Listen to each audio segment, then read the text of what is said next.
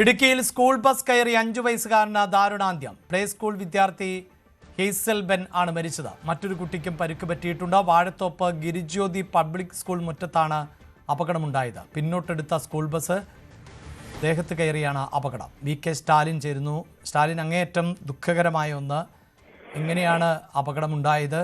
ഈ സമയത്ത് വാഹനം പിന്നിലേക്ക് എടുക്കുമ്പോൾ മറ്റാരും അവിടെ ശ്രദ്ധിക്കാനുണ്ടായിരുന്നില്ലേ? അഭിലാഷ്, രാവിലെ 9:30 സ്കൂൾ മുറ്റത്ത് ഇത്തരം ഒരു സംഭവം ഉണ്ടാകുന്നത്. ഇടുക്കി വാഴത്തോപ്പ് ഗിരിജ്യോതി പബ്ലിക് സ്കൂളിന്റെ സ്കൂൾ വാഹനത്തിൽ എത്തിയ കുട്ടി, അത് പ്രത്യേകിച്ചും നമുക്ക് ആദ്യം ലഭിച്ച വിവരമനുസരിച്ച് സ്കൂൾ ബസ് വന്ന ബസ് ഇടിച്ച് ആണെന്നുള്ളതായിരുന്നു. എന്നാൽ അതിലൊരു ചെറിയ തിരുത്തുണ്ട്.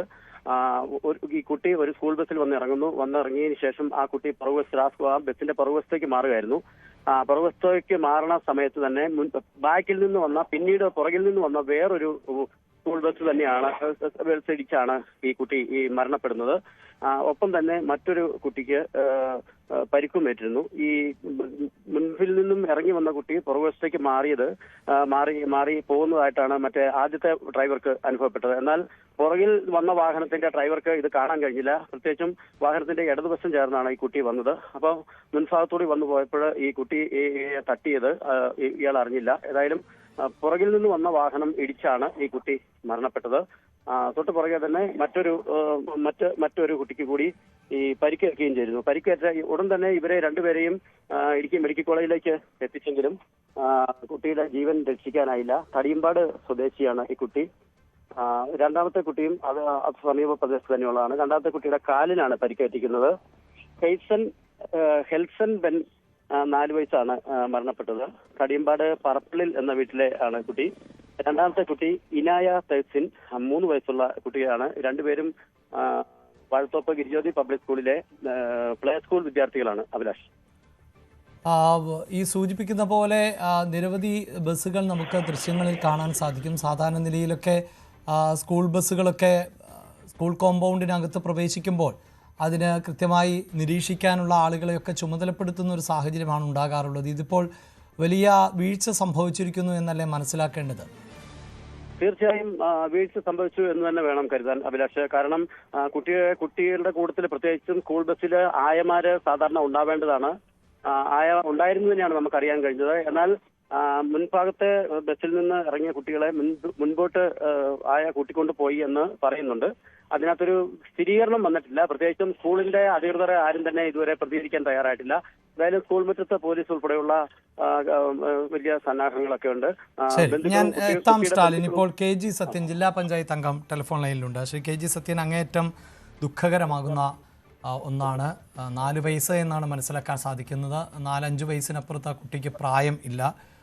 എങ്ങനെയാണ് ഈ അപകടം ഉണ്ടായത് എന്നതിന്റെ വിവരങ്ങൾ സത്യൻ അറിയാൻ സാധിച്ചോ?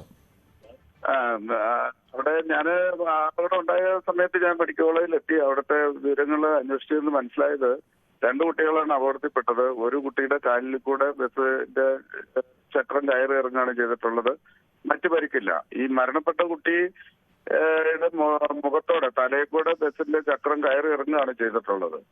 അപ്പോ ഈ ബസ്സിന്റെ ചക്രം കയറിയ ബസ്സിലല്ല ഈ കുട്ടികൾ യാത്ര ചെയ്ത് ചെന്നത്. മറ്റൊരു വാഹനത്തിൽ ചെന്നിട്ട് ആ വാഹനത്തിൽ നിന്ന് ഈ കുട്ടികൾ ഇറങ്ങി മുൻപോട്ട് നടക്കുമ്പോഴത്തേനും ഈ രണ്ടാമത്തെ വാഹനം, ഈ കുട്ടികളുടെ അപകടം ഉണ്ടാക്കിയിട്ടുള്ള വാഹനം, അവരുടെ ഒരു കുട്ടിയുടെ കാലിൽ കൂടെയും ഒരു കുട്ടിയുടെ തലയിൽ കൂടെയും കയറി ഇറങ്ങിയാണ് അപകടം ഉണ്ടായിട്ടുള്ളത്. വളരെ ദാരുണമായ സംഭവമാണ്. ഗിരിജ്യോതി CMI പബ്ലിക് സ്കൂൾ എന്ന് പറയുന്നത് വലിയൊരു സ്കൂളാണ്. ഒത്തിരി ബസ്സുകളും ഒക്കെ ഉണ്ട്.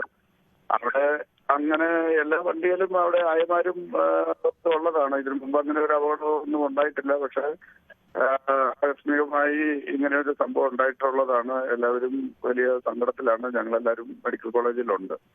സത്യൻ, ഇതിപ്പോൾ തീർച്ചയായും ഞങ്ങളും ഏറെ ദുഃഖത്തിലാണ് ഇങ്ങനെ ഒരു വാർത്ത നൽകേണ്ടി വരുമ്പോൾ. പക്ഷെ സാധാരണ ഈ കൊച്ചുകുട്ടികളെ ബസ്സിൽ നിന്ന് ഇറക്കിയാൽ അവരെ വരിയായി ക്ലാസ് മുറികളിലേക്കൊക്കെ എത്തിക്കുക, അതിന് ആയമാരുടെ സഹായം ഉണ്ടാവുക, അങ്ങനെയാണല്ലോ പൊതുവെ നടക്കാറുള്ളത്. ഇതിപ്പോൾ ഏത് മാനേജ്മെന്റിന്റെ കീഴിലുള്ളതാണ്? എന്താണ് ആവശ്യത്തിന് ആയമാരൊക്കെ ഉണ്ടായിരുന്നില്ലേ?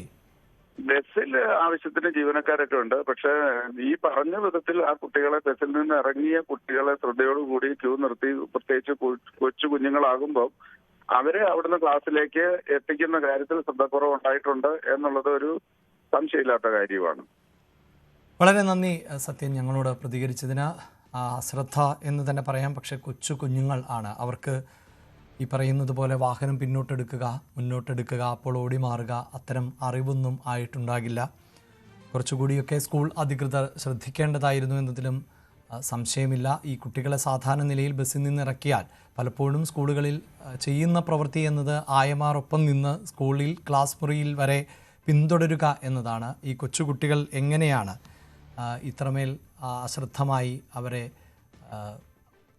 നടക്കാൻ അനുവദിച്ചത് എന്നതിലൊക്കെ കുറച്ചുകൂടി വ്യക്തത വരേണ്ടതുണ്ട്. സ്കൂളിൽ സാധാരണയായി CCTVകളൊക്കെ ഉപയോഗിക്കുന്നുണ്ട് ഇപ്പോൾ എല്ലാ സ്കൂളുകളിലും. ഈ സ്കൂളും വർഷങ്ങളായുള്ള സ്കൂളാണ്, അതുകൊണ്ട് CCTV ദൃശ്യങ്ങൾ ഉണ്ടാകും എന്ന് വേണം മനസ്സിലാക്കാൻ. അപ്പോൾ അതിൽ കുറച്ചുകൂടി വ്യക്തത വരും എന്ന് വേണം നമുക്ക് പ്രതീക്ഷിക്കാൻ.